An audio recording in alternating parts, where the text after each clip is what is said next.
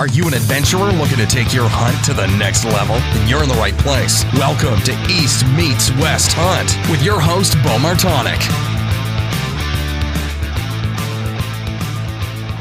Hey everyone, welcome back to another episode of the East Meets West Hunt podcast presented by Spartan Forge. On this episode, I am joined by forester, hunter, and my longtime friend, Kane.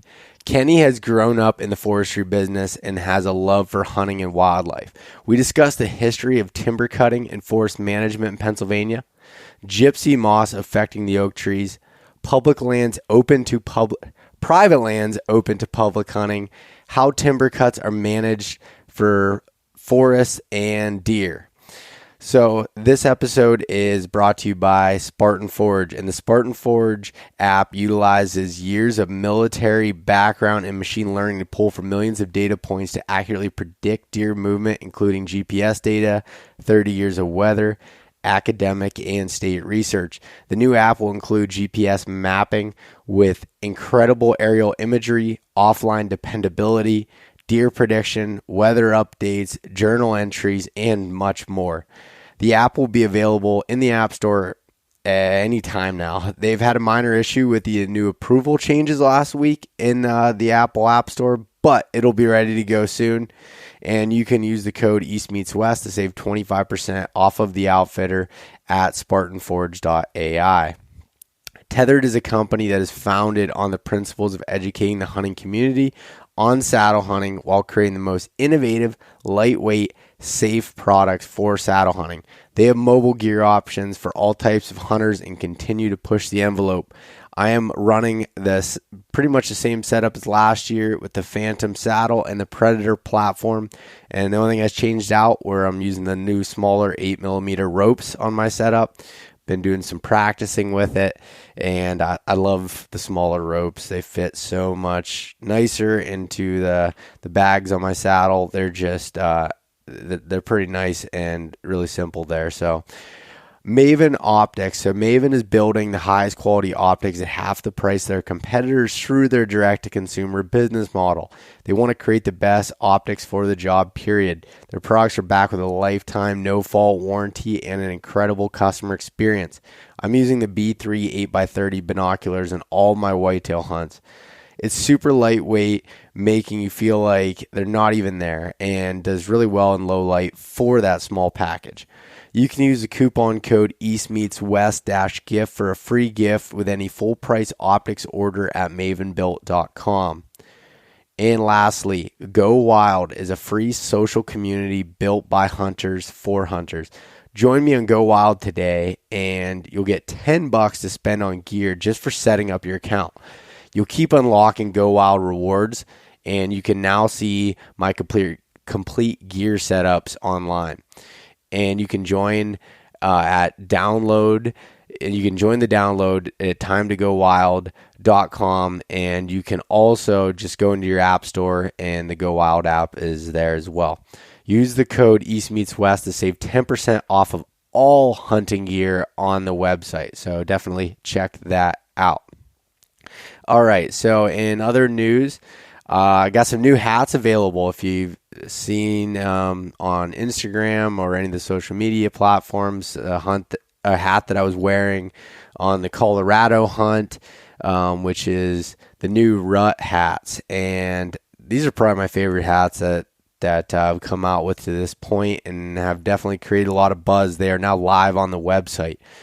I've had a huge struggle the last year and a half with just trying to get hats and shirts in stock. So I apologize if you see things online that aren't in stock, but with COVID being the excuse on that, just struggling. Everything's been out of stock. Some things are 6 to 8 month lead times. It's just incredible trying to get apparel right now. And I know it's that way with a lot of things, but it's been a struggle. But the hats are available. I have a decent amount of them in stock, so go over there and check them out, and I'd love to ship them out to you as soon as possible. In other news, I did find out, so I wanted to kind of talk a little bit, just briefly, on the altitude sickness that I had out in Colorado, and I was trying to figure out, I know that altitude can affect anybody at any time, but there was something that made it worse for me that I found out once I got back. Still wasn't feeling well, and went to my family doctor and found out I had a sinus infection for the last 3 weeks, and which reduces oxygen flow and made that definitely worse, and probably one of the leading kind of causes to making the altitude that much harder for me there. So I thought I had COVID going into it, and when got tested, nothing. They tested me in the hospital for COVID when I was in the ER, nothing. And so it ended up being a sinus infection, which I do get from time to time. Definitely makes sense. I probably sound even still a little nasally now, but just wanted to put that out there. This weekend, I got to get out in the woods, do some camera checks, and I climbed one of my sets that I plan on hunting because I was just kind of concerned on what height I needed to be at to clear some branches and everything. So I'd be at the right height so I could be either underneath or above some branches for the shooting lanes there, since I can't do any cutting. And it was good. My dad went in there with me, which was nice to get his eyes. That was his first time in this area that I've been hunting, and getting his opinion and kind of look at things. And cameras, very happy with the camera pulls. I was pretty disappointed. The one apple tree that I'd found that was a remote apple tree was loaded with apples in August. So excited about it. And it lost all its apples already. So, and all of the trees that I've found in this particular area lost all of their apples. So I can't rely on that. No acorns this year. The spot does have oak trees, but nothing, no acorns. But there is beech nuts, and they seem to be hitting those pretty good. So that's the only really, I guess, early season food that I found that was real. It's not really promising, but it had the most effect on what I saw. So I am going to branch out to some other areas, and hopefully here before the season, I only got a couple days this week. Maybe I can get out after work and check them out. That I know some apple trees, see if those have them,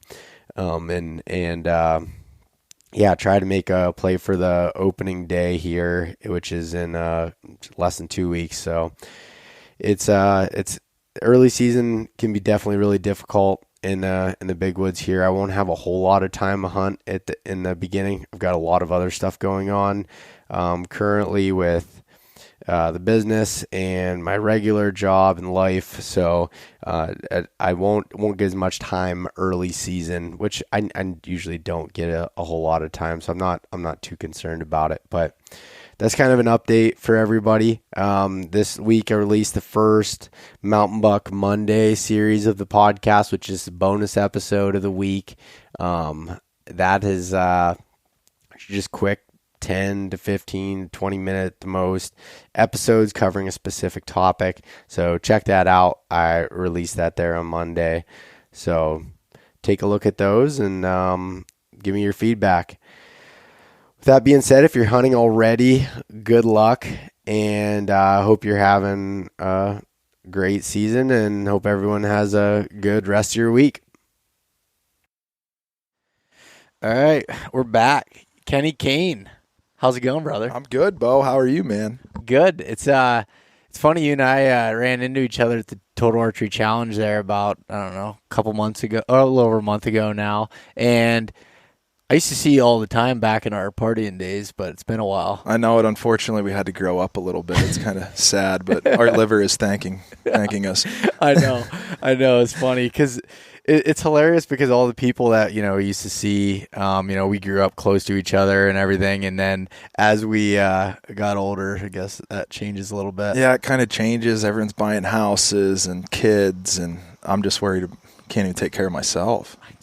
I'm struggling myself too, I'll be honest.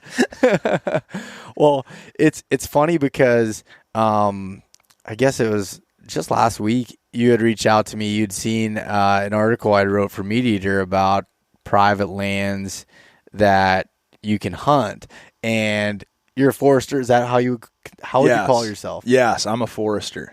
Okay, so I guess before we go into that, just give me a little background on yourself, and just give me a little background on yourself. Yeah, so I'm a forester. I grew up in Kane, Pennsylvania, and kind of had a unique situation where my father's a forester.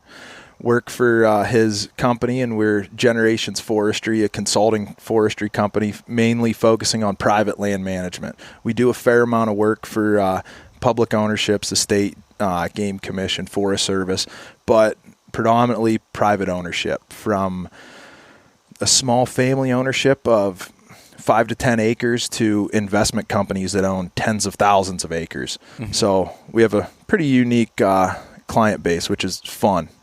Things change every day at work. It makes it very fun. Yeah. So what's that look like? So when you say the type of company that you are, what, for anyone that's listening, what do you guys do? So what we do is we'll do forest inventories. If you own a property, come out and take data on the trees scattered, do point sample data, what we call, where we do a forest inventory, where we take points scattered throughout your property, measure the trees, give them heights, volume, break them down by species, diameter, class, and then can compile that data and come up with a volume of what you own, break down on different species, and come up with a management plan. See what your goals are for the property.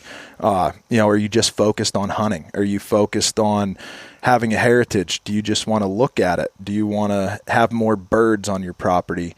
And so every day it's a new person. Everyone has a different management goal. So keeps you moving. Oh man, that's awesome. Getting to go out and meet with, whether it's small landowners or big ones, and kind of coming up with that plan and seeing it come to life would be pretty sweet. Yeah, it really is. And just educating people on what they own, the different species, how they grow different, how on one side of the hill you could be loaded with oak trees, but why isn't there any oak trees on the other side? You got to break down the soil, the slope, where the sun is, how the stand was harvested once before. So you can stand in the forest, look around, and it can teach you a history lesson every step of what was done once before. That's interesting. And I know you said it was in the family, but did you go to school for that? I did. So probably how we became friends. Met a kid from Johnsonburg in school. Oh, yeah, that is how we became friends. Yes, and still one of my best friends to this day. And things, went downhill fast and then got better. So I went to a small technical school to get an associate's degree, Penn College in Williamsport, Pennsylvania. Got an associate's degree in forestry, and then carried on to Penn State to get a bachelor's degree in forest land management. Okay, interesting. I thought when you just were going to college to party. I didn't know you were learning anything at the same time. I was working on my social skills versus my social education versus book education. And it helps. It does help. It does. You got to know how to talk to people. Exactly. Right? Exactly. Yeah. That's funny. So anyways, it's funny when you reached out to me back talking about that article, and you were saying that you were in a meeting and had brought it up about that article to the guys that were a part of it, and they were all pumped, people that are in forest management and logging and everything else, because, I touch a lot about exactly what you're doing essentially. Right. And I didn't realize that at the time that's exactly what you did. I knew you were in forestry of some sort, and that was really about it. Right. Yeah. So I was in a meeting for the Kinzua Quality Deer Cooperative, which is a very unique area in northwestern Pennsylvania. It was an area that landowners put this big conglomerate of 75,000 contiguous forested acres. And it's all in McKean County. So it's made up of the Allegheny National Forest, Ram Forest Products, Bradford City Water Authority, the Collins Pine Company, Kane Hardwood, and now it was formerly a FIA property, and now it's a conservation forestry property. So these folks in the early 2000s realized that we were struggling at regenerating our timber stands. The deer were, we know that deer are browsers, And, we all hunt and say, whoa, they just cut some trees there. I can, that's where the deer are. So our goal in forestry is managing forests for the future, not just some short-term make lumber, make money. That's not our goal, hence our name, Generations Forestry. We focus on managing the forest for generations to come. So they had to put something together where it was just across the landscape where the deer were decimating the forest. It was very hard, very expensive. You had to put deer fences up. There were many things that were going in before and after a timber harvest to get regeneration for our next forest. So they put together this area where, different types of forests, lots of different forest activities, and just started doing the research of what species were being browsed the hardest by the deer. And that came to fruition where there was accusations in the 80s and 90s, early 2000s by different groups that said that you're only trying to regenerate black cherry because at the time it was our most valuable tree species. Mm-hmm. But come to find out, deer didn't like black cherry. Didn't taste good, but they loved sugar maple, ash, oak, red oak, white oak, chestnut oak, any type of oak, hard maple, soft maple. So they loved those species, just browsing the heck out of them so you could regenerate cherry because they weren't really eating it. So we were getting these cherry monocultures. And you don't want a monoculture in your hardwood timber stand. You want to have diversity, so that you have a diverse forest, different food sources, different seed crop. And if something comes in, say what we're dealing with now, the emerald ash borer, where it's wiping out every ash tree. If you have a monoculture of ash, you have nothing. Yeah. So, we're struggling at getting diversity or regeneration. So these folks put together these projects where we really tried to shoot a lot of deer, really promoting shooting more doe. They were one of the first areas to put a voluntary antler restriction on, to try to get more bucks because we knew that before the state of Pennsylvania yes, actually did that. Yes. Okay. Yeah, they were one of the big proponents of the antler restriction. Interesting. And which was actually both of those things you mentioned are very controversial topics. And from the outside looking in, or if you're a hunter, you're like, why would you want to kill off all the deer? I'm not going to see any deer. And antler restrictions, if you're hunting just for meat, it doesn't seem to make sense. But when you're focusing on the future of it, and when you have, you can talk about way better than I can, but when you have these ridiculous amounts of deer, and a lot of them just for the health of the deer, it isn't good, first of all. But when you're talking about because there's the reason for that is just because they're fighting over the same food and they're over browsing, and then eventually there's not enough food for them. But that also, goes to the forests themselves. Yeah. And that's where you can talk a little more on that. Yeah. So, truly the deer were eating themselves out of house and home.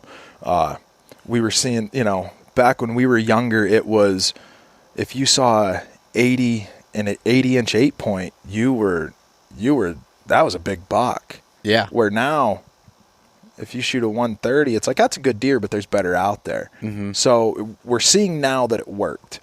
But, so they were killing themselves in the habitat. You were finding dead deer scattered throughout the woods. And we were struggling, land management, trying to get regeneration, because we want to grow more trees. So one, we have a healthy forest so we can keep using our renewable resource, which is one of the greatest things about timber is it's renewable. Yeah. Which, and it creates great deer habitat. No, yeah, definitely. And like I said, it was, if you would have asked me when I was a kid if I would have been a fan of these things, I would have said hell no, because I liked seeing the deer, and I obviously like seeing deer, and I love deer, but for the true health of them, and then the forest that to keep providing, and these renewable resources, and the logging industry, and all those different things that feed so many things. Like this entire thing isn't just not one facet. It's not just right. the wildlife management. It's the forest management. There's all these different things that all kind of mesh together. Yes. And that's one of the neat things that we can kind of go back to the education of it if so you go to Penn State for wildlife management, you take a lot of forestry classes because it goes hand in hand. Forest management, wildlife management, they all go hand in hand, where we know the best deer habitat is right after a timber harvest takes place. If you're a grouse hunter, you're going into a timber stand that's just been harvested from 2 years ago up to 10 years ago into that early successional habitat. You have the food, you have the cover, and so that's where you're going to go. And that was all created by a timber harvest. Yeah. No, most definitely. And before we go into like some more about the deer habitat, I want to kind of go back to the history of what you know in Pennsylvania, but I'm sure these types of things can apply really anywhere as far as where timber cutting is going on. Yeah. So Pennsylvania has a very, very unique forest type. If you look, we have something up here on the Allegheny Plateau known as the Allegheny Hardwoods, which black cherry is that most unique, where if you go into the Virginias or down, south of the Mason-Dixon line, black cherry is treated as a weed. I met with foresters who were like, you guys from PA, you're the ones that grow that cherry. We get rid of that crap so we can grow some more pine. It's just very different. So, and how it got here was quite a story, where at the turn of the century in the Industrial Revolution, early 1900s, the entire state of Pennsylvania was one big clear cut. Literally from one end to the other, every tree was cut. Timber was floated down the Susquehanna River Valley, Allegheny River Valley, and it was just decimated. And so with that, the tree species that were predominantly here were hemlock and white pine. So that's what they used. The white pine was actually used a lot in ship masts. So what type of forest is that? A conifer forest. A conifer forest. Yep. Okay. Where now we have a deciduous forest. Okay. Yep. Gotcha. Yep. And depending on where you are in PA in particular, and this carries over to New York, Ohio, into the some parts of Indiana, Tennessee, Kentucky, Virginia's, West Virginia, where we have these deciduous forests, where Pennsylvania in particular, the trees we have and are growing are at their when they're regenerating, they're very shade intolerant. So they need a lot of sunlight to grow. Mm-hmm. So at the turn of the century, the massive clear cutting, there was sunlight galore hitting the ground. So and at that time too, there was a mix where in the early 1900s you would see there was monstrous deer. You can look through old pictures of huge deer in the early 1900s that we haven't seen until probably today. Yeah. It's just wild. But that time the deer herd started dropping. And with all that sunlight hitting the ground, and there was hardwood trees, there was black cherry, red oak, white oak, maple scattered throughout, but they seeded in, and with all the sunlight, they were able to start growing. And with that, so now we've had a shift in the timber that we were growing 100 years ago to what we have now.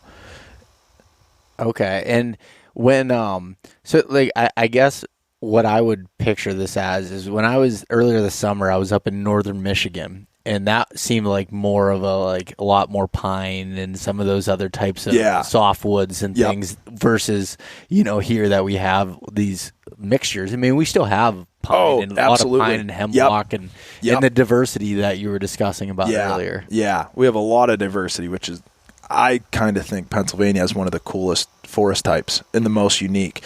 I mean, you can get down into the southern Appalachian region and they can grow some monstrous red oak. But if you talk to a log buyer, our red oak's not as big up here, but it's nicer because it has a shorter growing season. So it has more character in the wood, where it has not as uniform, where if you look at the growth rings of a Tennessee red oak, they're huge. Our growth rings are a little tighter. Yeah. So we can grow a little bit more higher quality wood. Gotcha. Even though it's the same species, the quality of it's different. Interesting, just because of the shorter growing season. Yep, the shorter growing seasons. Huh. I didn't know that either. Really understand that there was a difference between that and how the rings were spread apart. And okay, so this maybe sound dumb, but completely off the wall. If you're cut a piece of wood and you're looking at it, and sometimes the growth rings are shorter, closer together, and sometimes they're bigger. Is that dependent on the year and the weather? Yes, it can. There's multiple things. So depending on how many folks are from, PA, Southern Tier, New York, listening to this, or there's a gypsy moth infestation this year. If anyone saw that, you see trees that are defoliated where it's the middle of June and there's not a leaf to be found. It's like, what's going on? It looks like November out here. So, yes, the growth rings will be based on, how good the growing season is. Is it a very, very wet season? Is it a sunny season? Is it a dry season? How long did winter last? How early did winter start? And then you can run into things was there a bug infestation where if the gypsy moths come in and defoliate all the leaves, the trees are growing another batch of leaves, so they aren't focusing on growth. Putting it in layman's terms. Yep. Oh, yeah, and someone had reached out to me not that long ago and asked me about the gypsy moths and asked me if it was affecting, my areas and stuff, especially with the oak trees. Yes, they're predominantly, they'll go after the oak first. White oaks, they're number one. So everyone knows you want to hunt a white oak stand. Yeah. It might be a rough year, depending on, but I've seen it where you're standing on one hillside on the same property, look across to the other, green and lush and beautiful. So next year could be a possibly pretty bad year for gypsy moths. Really? Yeah. And they're a native species. They aren't an invasive. They're native to here. Okay. But they run on about approximately a 10-year cycle. So. And so where do they go during that cycle? Are they just here? There's different things. So, if you're a forest landowner, it's, if you get infested 2 to 3 years in a row, it will kill them. It'll kill your trees. So there's pesticide projects that go on where this year the DCNR, the Game Commission, the Allegheny National Forest did a spray program with helicopters and airplanes focusing on those stands to get rid of the gypsy moths. And there's also there's a fungus and a virus that will naturally keep them in check. COVID-19. The Delta variant. So that took out the gypsy moths too. Yeah, okay. That makes sense. But as you were saying, nature has these checks and balances. So things come back and they all kind of balance themselves. Yeah. So we're looking at now like the emerald ash borer is wiping out the ash. Well, the ash know that they're stressed. Something's attacking them. So we have seen now. I've been doing this for about 10 years working, but my father's been doing it for almost 40. So. Yeah. He's seen a lot more than me, and he goes, I've never seen ash regeneration like this in my life. And it's a mix of two things. The deer herd being in check over the last 10 years, and the ash trees being stressed, focusing on producing seed. Like they've been producing more seed than they ever have because they know that they're stressed, something's wrong. Let's dump some seed so we can regenerate. Okay. And so going back to the deer herd, you were talking to me a little bit before this podcast and how you determine, the deer per square mile and be able to determine if they're in check. Can you explain that process? So one of the things that's done is what we call deer pellet survey. Well, you'll take transects, and we do this on the Kinzua Quality Deer Cooperative. Every landowner that's involved, we have a little training seminar. We take volunteers, so if anyone would love to do some pellet surveys, we could use the help because you only can afford to do so much. Yeah. And the more data we have, the healthier we can create a deer herd. So with that, you'll take these mile-long transects just going due north and stopping every X amount of feet. I don't know the exact number. And then you'll take a plot at your feet. I believe it's a 6-foot radius plot, and count how many piles of deer poop are in that plot and write it down. And you'll take other data of browsing. Are you seeing the deer browsing? What species are they browsing? And you'll do those transects and then compile that data, and you can figure about how many deer per square mile are on that piece.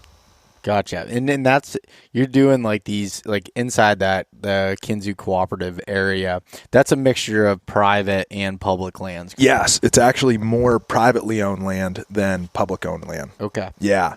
And do a lot of these privately owned lands, do they allow hunting on them, or how does that work? Yes, they do. And they promote it. And quite frankly, we need more people hunting on these properties to keep the deer herd in check. But yeah, so for example, Collins Pine, Kane Hardwood, now they're the second largest landowner in the state of Pennsylvania, about 118,000 acres open to public hunting. And they're predominantly McKean, Forest, Elk, Warren, I believe in Cameron and Potter counties, they own property. And they're open to public hunting, public access. Just, they open all their roads usually or the majority of their roads in September, so people can come in, start hunting, do their archery hunting, their scouting, just no ATVs, side-by-sides, and some people abuse it, and it drives me nuts, but we're so lucky that they're willing to open 118,000 acres to public hunting.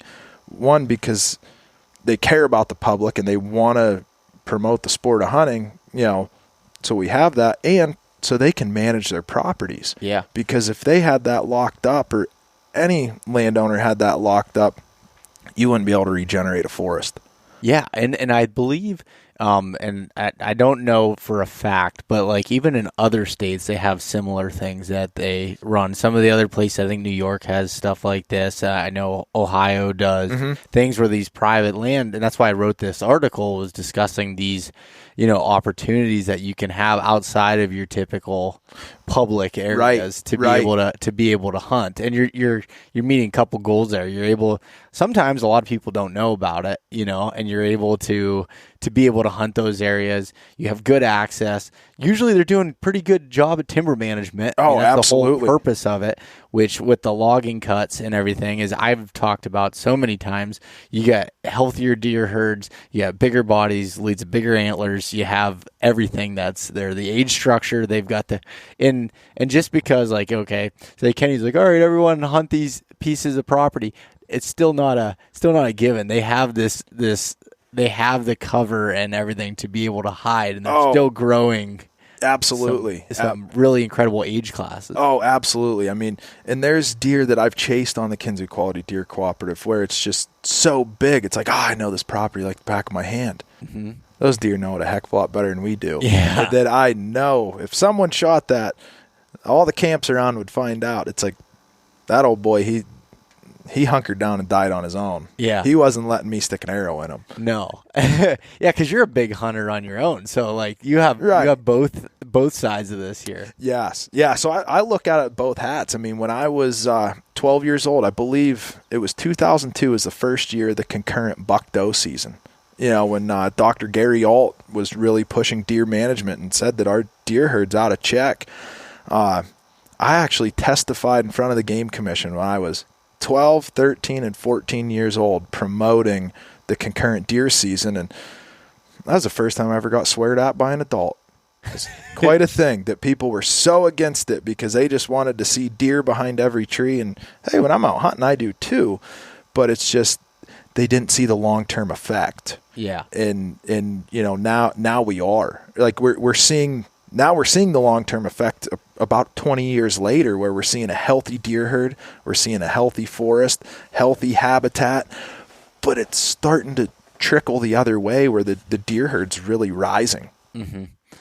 Yeah, and what's interesting, and another thing that we had talked about beforehand, is I had hunted some areas that one of the areas doesn't even allow timber cutting, and some other areas they just I don't know the reasons or the politics behind why they don't, but it was all just mature forest, and I'm like, oh, these areas were super remote, and I was getting back in there, and that's in Pennsylvania and other states, and I wasn't finding the quality of deer I was looking for, and what I realized right away was there wasn't much browse because there's not that regeneration. The canopy is so big with these mature forests that it's not allowing the sunlight to get through. Yep. And if there wasn't any acorn crops, there wasn't a whole hell of a lot for those deer to eat. Nothing for them to eat. No. And that's, and we need the we need the diversity for the forest so we can teach our next batch of foresters, so we can learn from it, see what's happening, to have our old growth forests. We need to have those so we can learn from them.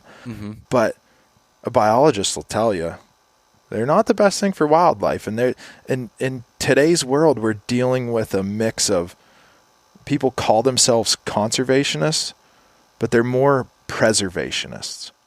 Preservationists, they want to look at it, and there it is, and that's how it's going to grow. But it's not going to be that way forever. And kind of going back like to our unique ecosystem in Pennsylvania for the forest ecosystem we have, we'll just pick on black cherry because my hometown, Kane, PA, we're known as the black cherry capital of the world.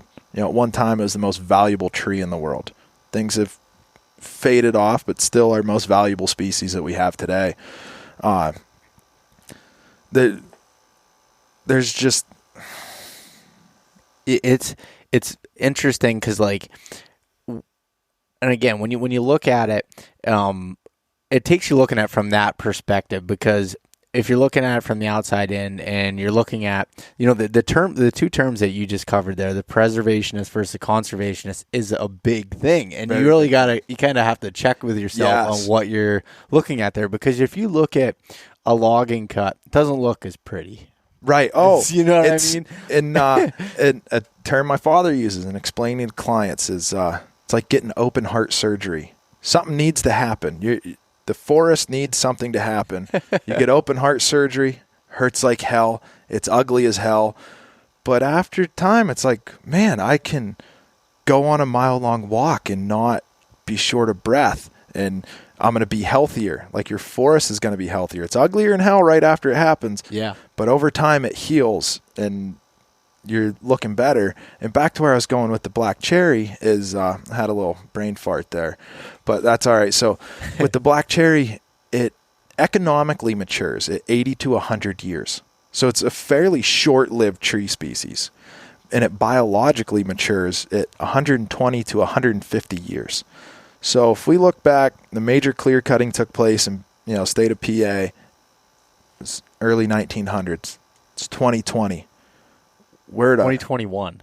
Oh my God. Yeah, I kind of, with COVID, I kind of skipped the year. So it's 2021. So our forests are in that, 120 year age class. We're past economic maturity and reaching that biologic maturity.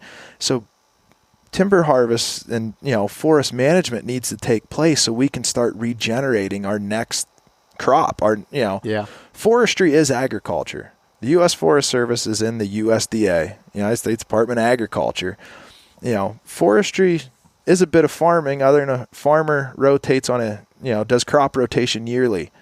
We're just on a 100-year rotation. Yeah. So it's pretty unique. Oh, that's an interesting way of putting it. Yeah. So, all right. So I know you said you're trying to manage for diversity, but kind of explain, if you're looking at maybe I'm not going to phrase this question correctly, but maybe you can get me on track. But if you're looking at a piece of property, what is your goal with it? For cutting and say a large piece, say, I don't even know how many thousands of acres, but a giant piece. Are you going through and you're trying to cut a lot of it at once? You trying to cut, make stages for it? How does that work? Yeah. So you look at it and you're going to first look at, when I first step onto a property, I'm looking at a couple things. I'm looking at straight across as I'm standing here at 6'4". I'll look across. Okay. What's my species composition? Is there more cherry, more maple, more oak, more birch, which is a whole nother can of worms that we're dealing with today. What the species composition is. Then I'm looking down at my feet.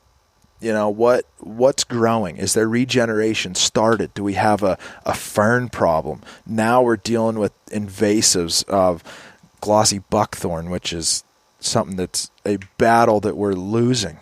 It's hard, So what are you dealing with on the forest floor? Do you have good regeneration? Do you have invasives? Do you have fern, grass, other things? Then I'm looking up top. Okay, what's the health of the canopy? Is it, do we have good leaf cover?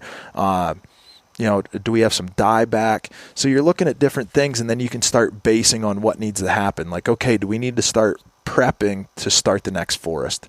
Or, hey, this is a young stand. This stand wasn't cut maybe till the 1920s, 30s, we can go in and do a thinning to try to promote growth of the best trees. Where there's different sayings that people have used where there's been a lot of high grading through what we call high grading, where you take the best, leave the rest. And it's kind of a myth of folks think you go into a stand of timber and, well, I'm going to go cut all the big ones because the little ones are going to grow. Well, that's not the case. Mm-hmm. You could, because now they're going to have the sunlight, they're going to have the nutrients from the soil, but we could give you all the food in the world, but you're not going to be 6'4" like me. I can dream, can't you I? can dream, but you aren't going to get there. So, trees, it's genetics and trees. So we go in and we try to promote what's best. Mm-hmm. What's going to grow best on this site? What can we, what seed source do we want to leave? What do we want to get rid of? A big thing that we deal with daily is dealing with black birch. Unfortunately, American beech now that, which was a great food source. But now with the beech scale nectaria complex, someone looks at a beech and you see this like white pubescence has the beech scale. So it's going to kill it. And beech root suckers. So if you walk through the woods, you see a beech and all of a sudden there's just beech brush everywhere, thicker than dog hair. And that's something that we deal with every day because it's not going to grow like it used to because of that beech scale. Okay, I wonder because there's places that I've hunted that are just like it just seems like infested with beech brush and it's infested. Yeah. Yes. So we were talking about a property in particular where you said, "Wow, they're cutting the hell out of that," and a lot of what that was we're cutting the beech. We're in there harvesting it, and not one saw log tree is going to come out of that stand. Every saw log is standing there. But because of the beech scale in past, I don't want to say it's a derogatory to say management because it wasn't managed. Because of the last harvesting that was done there and it wasn't managed properly. We're now going in and doing this whole tree chipping operation where we're cutting all the junk. We're specking out all the beech, all the birch, and marking all the other species that won't grow into a log tree. We're getting rid of them, chipping them, sending them down to the paper mill in Johnsonburg. So we're getting rid of the undesirables to promote the regeneration that we want of, in that stand in particular, hard maple, soft maple, ash, tulip poplar, black cherry. There's a little bit of oak there, but it's just not an oak growing site. So we're trying to promote that regeneration. So we're creating habitat. We're utilizing a renewable resource. And we're creating jobs down the road in Johnsonburg feeding the paper mill. Yeah. I think you kind of explained it there, but I've noticed like in general, there's not as many like full on clear cuts. Like you mean there's a lot more of like the select type cuts. Yeah. So there's a lot of the select harvest going on, and the clear cutting goes into starting the forest over. So people don't just go in and clear cut everything if they're managing properly. They'll go in, get rid of the junk, get rid of the undesirables, and we'll set up something what we call a shelter wood, where we're spacing trees out, not promoting growth, because like I said a little bit ago, is our trees are at that we're at that economic biologic maturity. Their growth isn't the main goal. Our main goal now is regeneration. So we want to get rid of the junk, open up the forest floor, leave a good diversity of seed trees scattered throughout, and then prep. So that would be the first the shelter would be one of those stands that you go into, be like, wow, they cut this, I can hunt this. But I'm still seeing, when I stand here, I can look around and there's 10 to 12 trees every within 25, 40 feet of me. So that's our shelter wood stage, where we're opening up the canopy. So we're prepping for the clear cut. Okay, so I've noticed, like, I saw this on like the PA Game Commission's mapping service they have online, and you click on the type of clear cut that they have, and it'll say shelter wood, and I never knew exactly what that meant. Yes. Yeah. Okay. And so like after it's like in that phase, how long does it typically take for you to actually do the cut? So then it's usually about 5 to 6 years is the goal if it responds how we want. Yeah. I mean, there's multiple sitting out there. So it gives it time for it to be able to seed. Yep. And then you can cut those trees. Yes. The bigger yes. ones. Okay. Yep. So it seeds in, and we do this thing called, the tug test, where we start seeing seedlings poking out there, maybe 1, 2, 3, 4, 5 inches tall, and you can just grab on the stem and give them a tug. And if they pull right out, the root structure is not strong enough. We've got to wait. But if you can go through and you can give the tug, and the root structure is holding, say, all right, those babies are tough. They're ready to, let's open this up. Let's get these things growing. And within 3 to 5 years, you aren't going to walk through there too easy. No, and those are my favorite ones to hunt. They're the best. Yeah, they're because the best. You got the food and you have the cover right Yes. there for the deer from that. Yes, that absolutely. You have everything you need in a, it could be a 10 acre, could be a 50 acre, could be a 100, 200 acre stand all right there. Yeah. They don't have to move. Yeah, which makes it tough and good. Like, the deer there. It can make it tough too. Yes, yes. So from a deer perspective, looking at like the ages and the types of cuts, kind of give me a rundown of what you see, like as far as like how the deer are using them from just from their feeding perspective and a hunting perspective as well. So usually say a timber harvest takes place during the wintertime. Yep. The deer are there immediately. Yep. They're in there browsing tops. And, they're eating the buds off the tops. They're hunky-dory. They got some nice bedding. They're, laying down in the treetops. But usually 1 year, 2 year after, you'll see activity still for another year.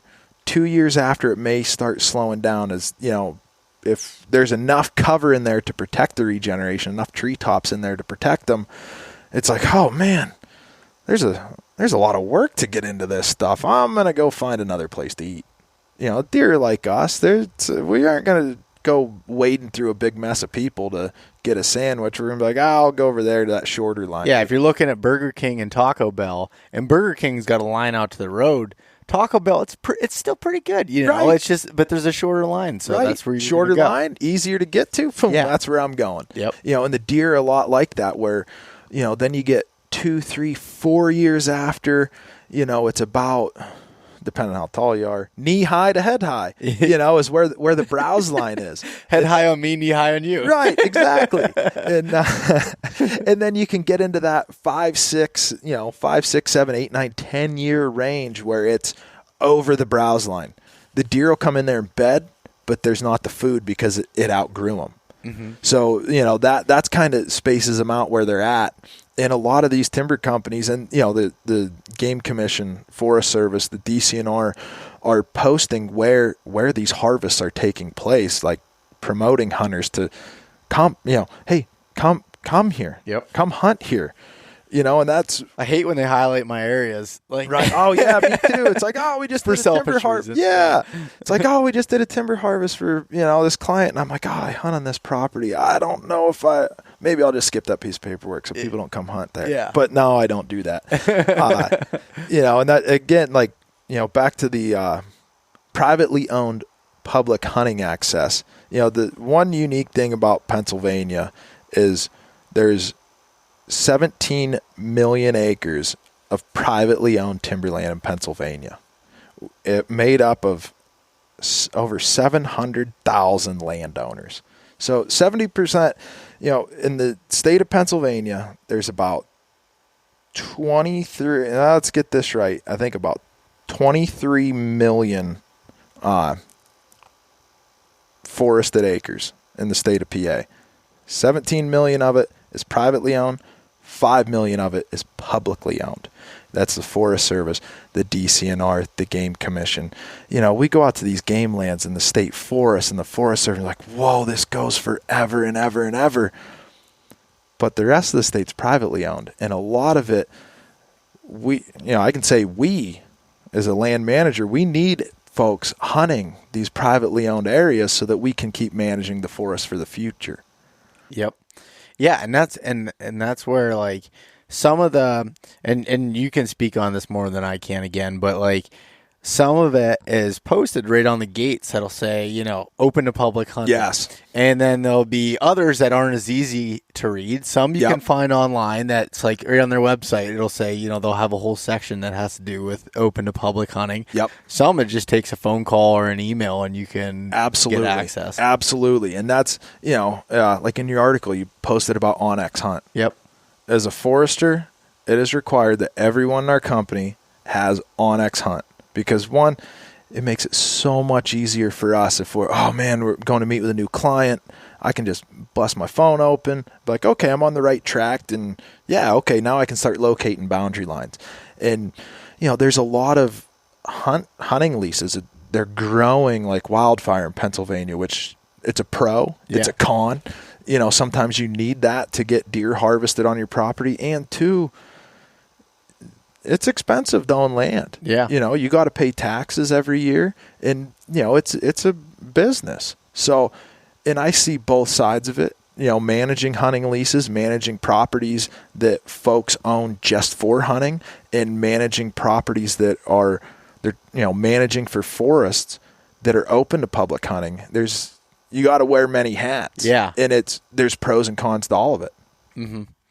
Yeah, no, that totally makes sense. And it is so cool that we do have that opportunity, especially in Pennsylvania. That absolutely. I don't know how it's like in other states, but I feel like we're pretty lucky. Yeah. And I just like, I don't remember who I was talking to this about, but like, we were younger, like I felt like you could just go hunting anywhere. And there was like, because my dad had known what pieces were public. I just thought it was all just open to, open like public land. But a lot of it was private that's open to public hunting. Absolutely. I mean, me growing up never took part on a hunting lease, but every property I hunted on and grew up hunting with my dad, I'm like, I can just go hunt anywhere, because we'd hunt on our clients' properties that were open to public hunting, where I'm like, well, everyone lets everyone hunt on their property, and it was, as I grew and matured and got, started learning more, I'm like, oh, wait, these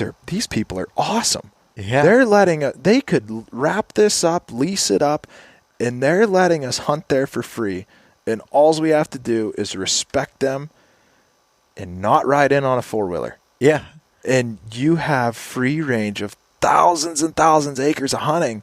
And a lot of it, there's a few bad people that ruined it for a lot, where it's like, it's not worth patrolling this. The Game Commission can only do so much patrolling. The state police can only do so much patrolling. And, I'm just going to lease it because people don't respect it. Yeah. I mean, so those landowners that allow public hunting, I mean, you can't thank them enough. Thank them enough. Yeah. For what they do. It's unbelievable.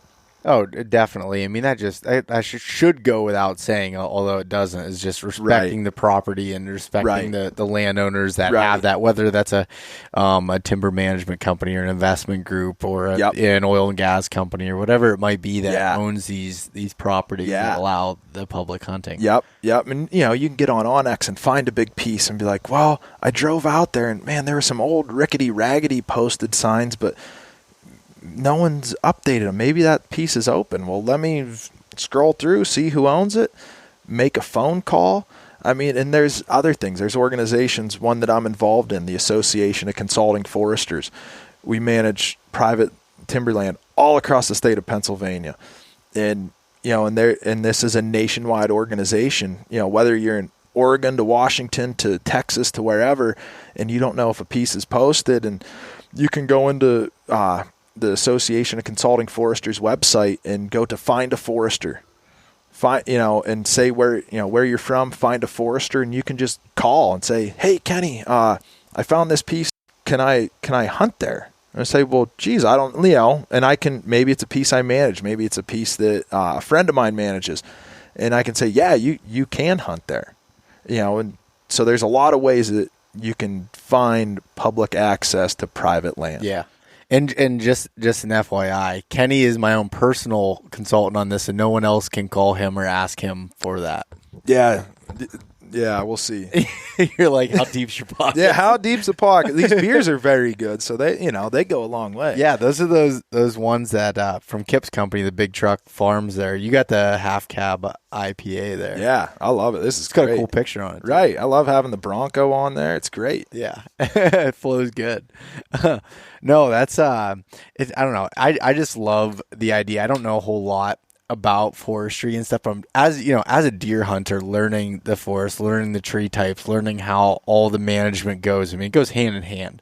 100%. And I didn't know that until like really the last, I don't know, 5 or 6 years. I've really tried to like pay attention to it more and understand it. Right. And it all, like I said, it all goes hand in hand. Yep. And so our organization, in team with the Allegheny National Forest, the DCNR, and Kane Area School District, one of our clients, the Bradford City Water Authority, who allows public hunting on their property, we did an educational thing for the Kane 8th grade science class where we take them out in the woods and give them an education on forestry and wildlife.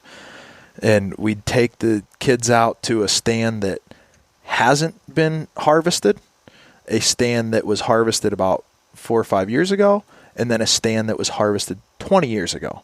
So we're showing them all the steps of it and just looking at the birds. So if you want to see the birds, we had the wildlife biologist from the A&F out there set traps so you could see how many birds would be in this area. The majority of the birds were in where the timber harvests were taking place in the early successional habitat. So it just really shows. And it's funny because like I've mostly because my mind goes to deer, but we've talked about deer, but that's not just deer that this helps. You talk about grouse. You're talking about everything. Right. And the Rough Grouse Society right now is really making it push because the grouse are struggling. It's a mix of what's going on with the West Nile virus. It's a mix of the lack of habitat. We're running out of early successional forests where we need to have a mix in the age structure of our forests so that we can accommodate the wildlife and keep a good rotation going. Where, we have at the turn of the century when all the state was clear cut, we now created an even aged forest throughout the state. So we need to have good balance throughout different age classes so that we can keep a healthy ecosystem, not just for not just timber revenue, but for wildlife and everyone. Yeah, no, you said it, and it's funny because I say it in a different way to people, but I always talk about diversity. Like when I'm looking at a map and I'm looking and trying to find a place to hunt, I'm looking for habitat diversity. Absolutely. When I'm looking at the aerial, I'm looking for terrain diversity, I'm looking at habitat diversity and trying to find that. And you're talking about that in the management structure with right. It makes sense. Oh, absolutely. I mean, if I walk into a stand and there's another property we manage in particular, just their age structure was out of whack because it was all mature timber, which is a good problem to have. Yeah. But we had to get aggressive, which, we got some evil eyes over it. But after educating and showing and, we couldn't regenerate anything because the little bit of regeneration was there, the deer would just flock to it, browse the hell out of it, and it would die off. So it's a major thing to have species diversity, have age class diversity, and makes a healthy forest, have healthy wildlife, and in this case, healthy deer. Yeah. And one thing you said earlier, I wanted to just touch on real quick was you and I talked about beforehand, but when the loggers leave treetops down. Yes. Explain that process. Yeah. So it used to be back in the day, you had to leave tops down when the deer herd was out of whack because it creates like a natural fence. I mean, we've all seen deer fences scattered throughout the woods after a timber harvest. Those are there to keep the deer out. So with that, having more cover on the ground, more debris on the ground, treetops on the ground, you're protecting that regeneration. And then after it's done protecting the regeneration, it, degrades into the soil, creates new soil, and it just keeps going back into the ecosystem. But I had to explain a logger I work with daily. He was just so upset. He was cutting a block next to another guy.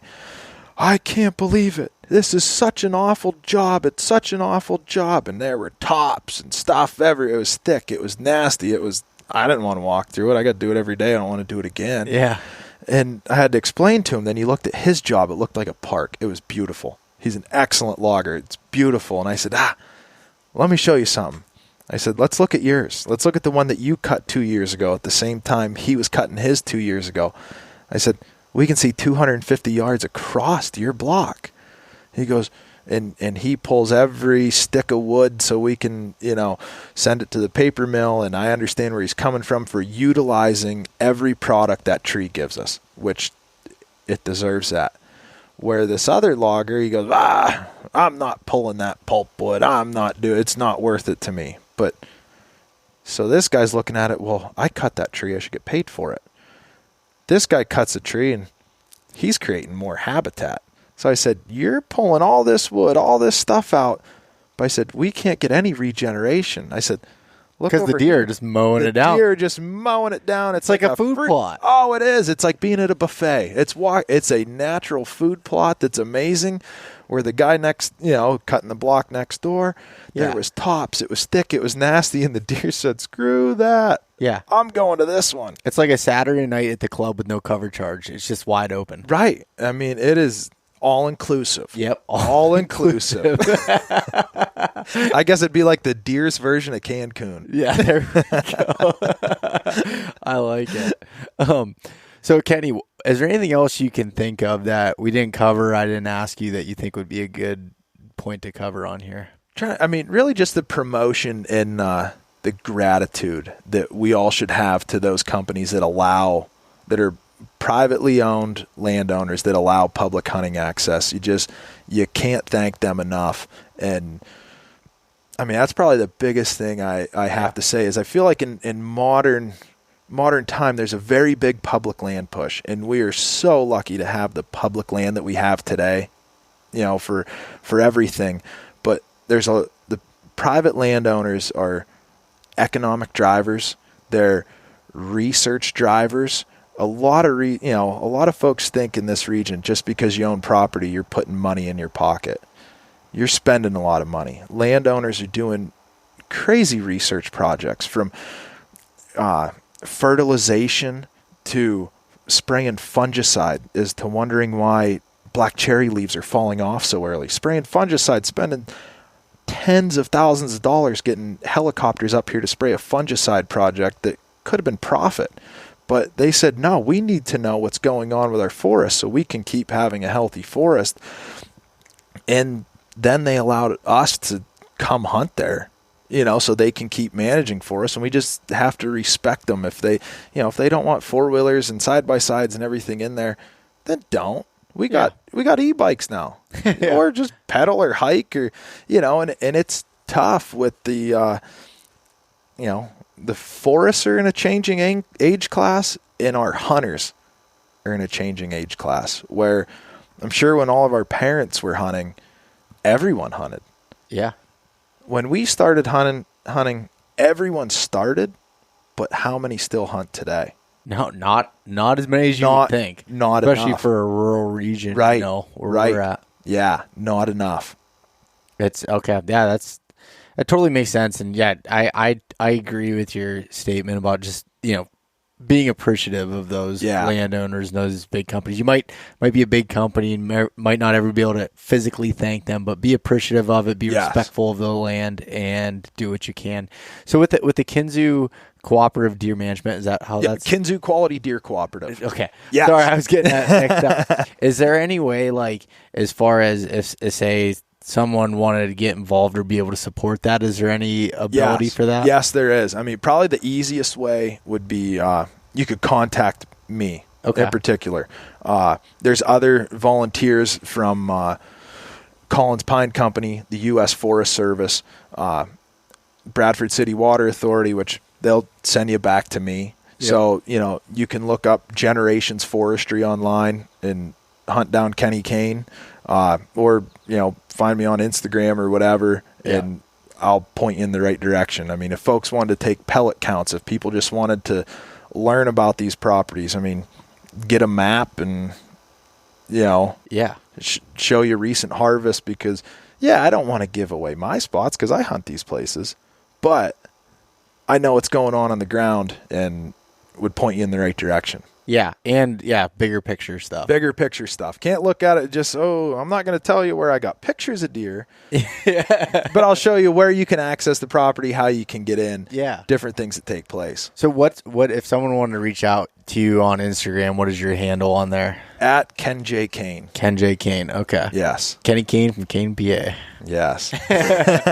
Well, hey, Kenny, thanks for coming over to my house and hanging out with me. Appreciate it. Thank you, Beau, reading that article and, opening the Meat Eater email and seeing, privately owned lands with public hunting access from Beau Martonik. I said, that is the greatest thing I have seen in quite some time. Love to see it. Well, appreciate it, dude. All right. We'll see you later. Thank you. Thanks so much for listening to this episode of East Meets West Hunt with your host, Beau Martonik. For more great content and to stay up to date, visit eastmeetswesthunt.com, Facebook at East Meets West Outdoors, and Instagram at East Meets West Hunt. If you enjoyed today's episode, please review and subscribe, and we'll catch you next time.